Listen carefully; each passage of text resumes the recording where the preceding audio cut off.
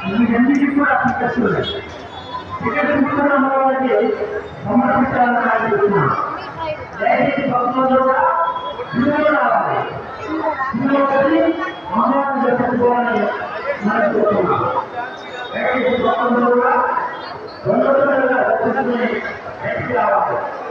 అమ్మవారిని దొంగతనంగా దర్శించుకుని నిరంతరంగా పెట్టాలి.